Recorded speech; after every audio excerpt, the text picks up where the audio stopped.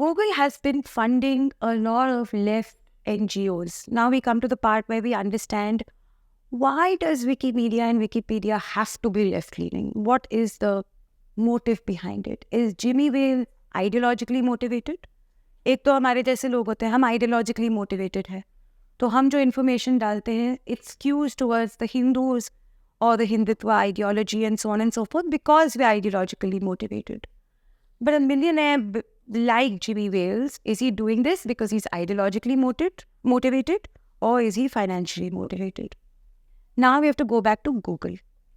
Google has been funding a lot of left-leaning organizations under the radar. Now, in about, I think, 2018, till 2018, it was funding certain NGOs directly.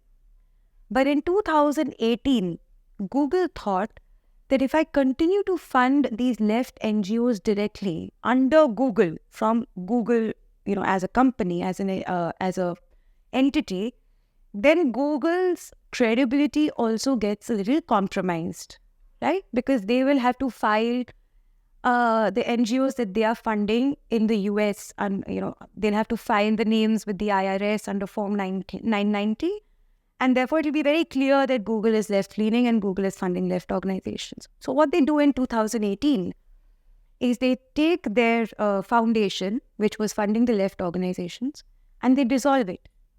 They dissolve it and transfer millions and millions of their assets in dollars to another organization called Tides Foundation.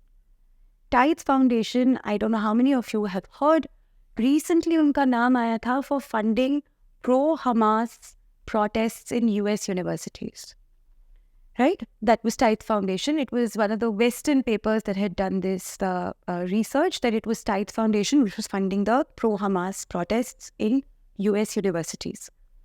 Tides Foundation, majority of its funding comes from, of course, Mr. George Soros and other organizations like Rockefeller Foundation, so on and so forth. So Google dissolved its foundation and transferred millions of dollars to Tides Foundation. Tides Foundation has something called donor-advised funds. Donor-advised funds are essentially pools of money of millions and millions of dollars, and they don't have to disclose who they are funding exactly. Broadly, they, उनको जो पसंद आएगा वो अपने website पे डाल देंगे. But donor-advised funds are essentially anonymous funds. So they don't have to say कि उनको कौन पैसे डाल रहा है उस fund में और वो पैसे कहाँ जा रहे हैं. So Tides Foundation functions as a ghost entity between other entities like Google and Wikimedia Foundation and the smaller left Islamist NGOs that they want to fund. So that officially naam nahi aaya कि Google is funding something like a Hindus for Human Rights, or US ka, there's an organization, an NGO, which is actually anti-Hindu and formed by IAMC, the Indian American Muslim Council, which has ties to Al-Qaeda. So Tides Foundation is a ghost entity. Google dissolved its foundation, transferred millions to Tides, and then Tides starts disbursing these grants to NGOs. Now, while Google and Tides are inextricably linked, Wikimedia Foundation and Tides Foundation are also inextricably linked, and so are Wikimedia Foundation and Google. Wikimedia Foundation has an endowment fund. That endowment fund, the aim of that endowment fund was raising $100 million so that those $100 million can be used to keep Wikipedia alive. आज भी आप Wikipedia पे जाएंगे तो वो भीख मांगते हैं ना, हमें 10 रुपए दे दो, 25 रुपए दे दो, 70 रुपए दे दो. It's very craftily done to make you believe that Wikipedia is a ragtag small NGO that's basically running on your bhiksha. कि आप उनको 20 रुपए दे देंगे, 1000 लोग मिलके दे देंगे तो उन बेचारों का सर्वर 1 साल और चल जाएगा. But their endowment fund was $100 million. That was the aim. The first tranche of that endowment, जिसने उसमें पैसे डाले थे, was Mr. George Soros, of course. Now, I'll just tell you how much every entity put in. According to the Wikimedia Endowment Fund page, here are some notable patrons. of the Tide Foundation's run endowment fund, which is noteworthy. Amazon, 5 million. Google, 2 million. George Soros, 2 million. Elon Musk Foundation, 2 million.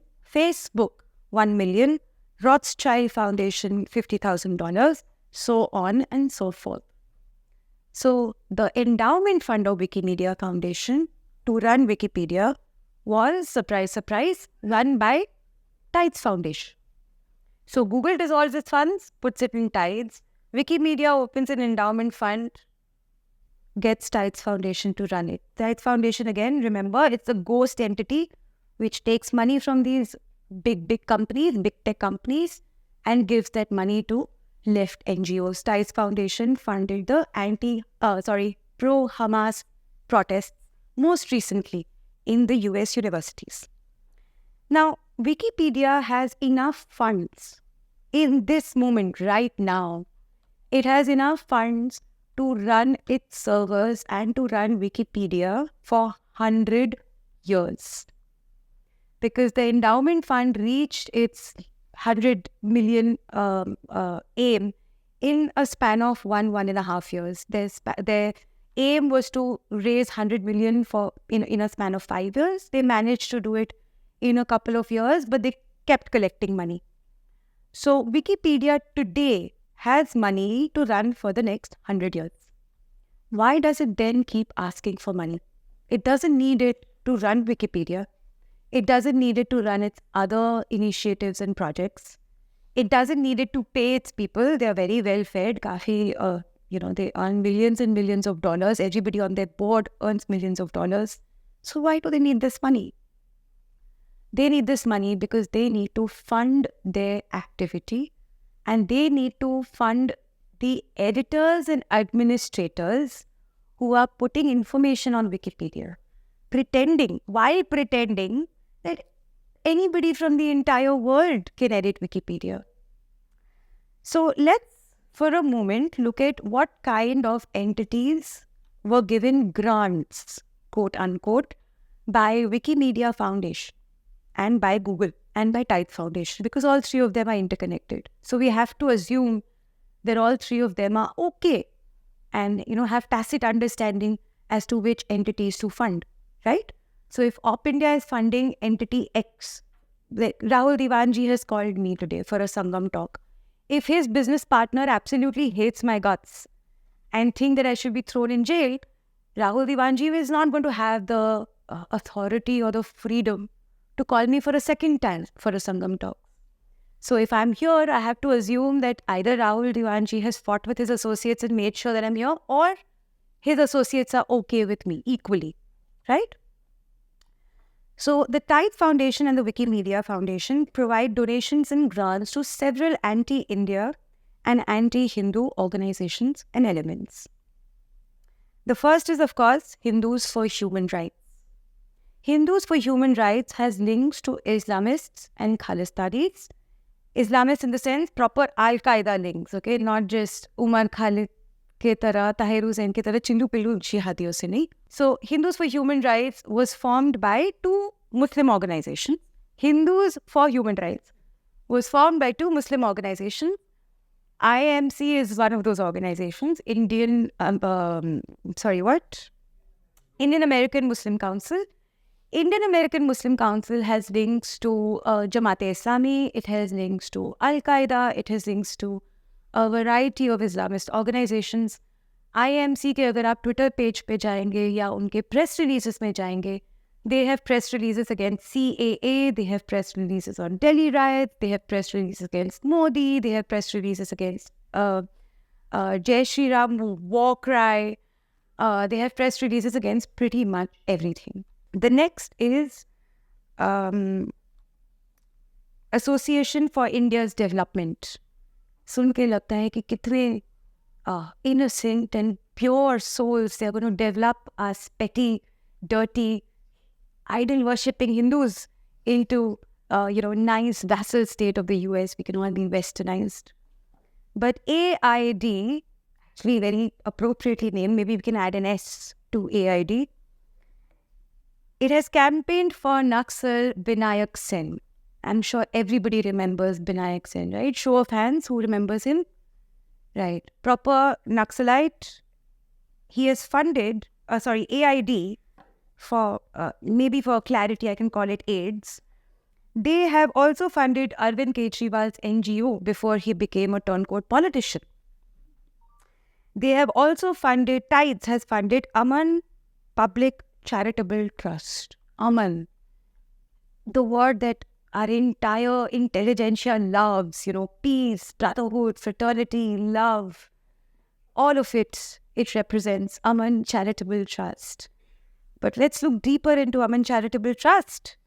It has several prominent organizations as partners, including Rajiv Gandhi Foundation, Tides Foundation, Ford Foundation, Oxfam, European Commission for Humanitarian Organizations.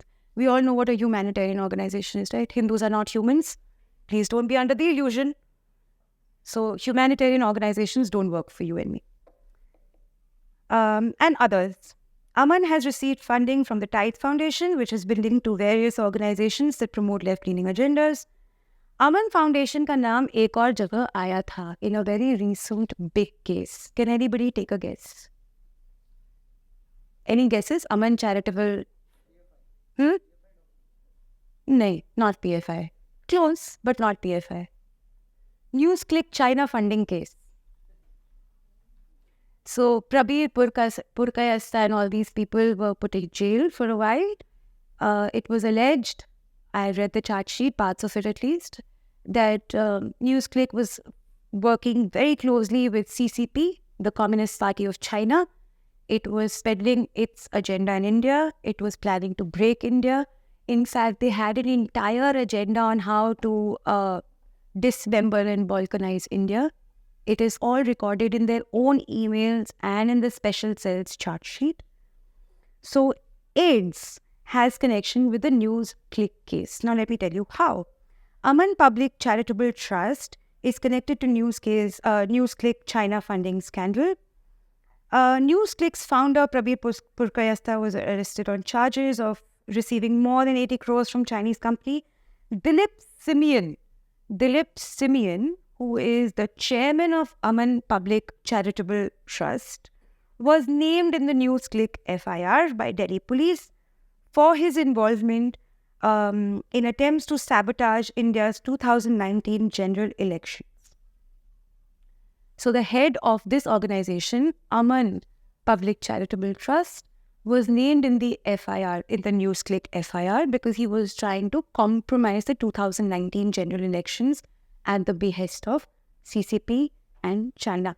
In fact, the email exchanges between NewsClick founders Prabir Purkayastha and all these people and the CCP agent Neville Singham Roy, it detailed how they want to compromise elections, how they want to bring a revolution, like in the communist countries, which essentially meant that everybody here is going to be lined up and shot dead with a machine gun. So all of this was discussed. The NewsClick case has an inextricable link to Delhi anti-Hindu riots, because one of the people who was carrying money from NewsClick founders Prabir Purkayastha and all these people to Sharjeel Imam for the riots was employed with NewsClick. So NewsClick was also funding the Delhi anti-Hindu riots. Another connection is, of course, Mr. D.Y. Qureshi. His Alliance India is also funded by Tides Foundation and Wikimedia. Does anybody remember D.Y. Qureshi, our great former election commissioner? Chief, right? He basically said that the Muslim TFR is a joke, and he wrote a very elaborate book on it, and he wanted Modi dead and so on and so forth. Your average garden variety moderate Muslim. Links have also emerged with OCCRP. This is of the Tide Foundation and Wikimedia Foundation. If you remember, OCCRP was the organization which spearheaded the hit job against Gautam Adani. Right? OCCRP is a George Soros fund funded by Tides Foundation. And now it has pretty much been proved that the target was not particularly Gautam Adani himself, but it was the Indian economy. it was to sabotage the Indian economy. And then we can go on and on about Adani's port interests and how China wants to sabotage Gautam Adani and so on and so forth. That's for maybe another talk Rahulji can organize.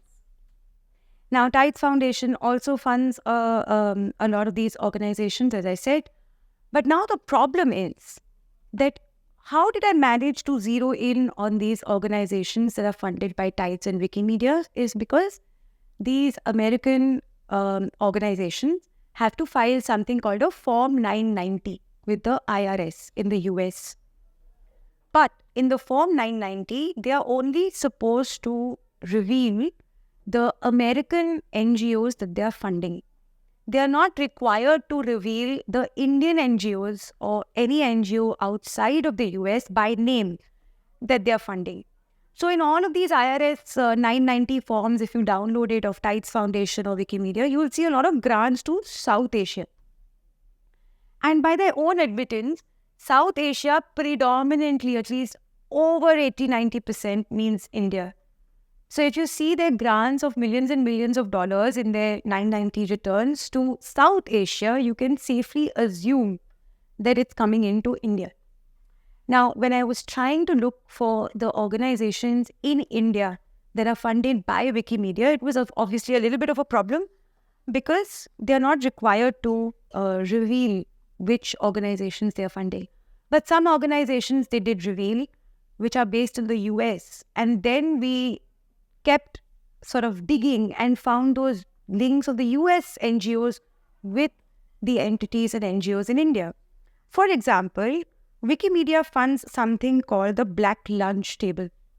Okay, it sounds very innocuous. It's a US NGO. Black Lunch Table essentially is meant for representation of the African American community and their upliftment.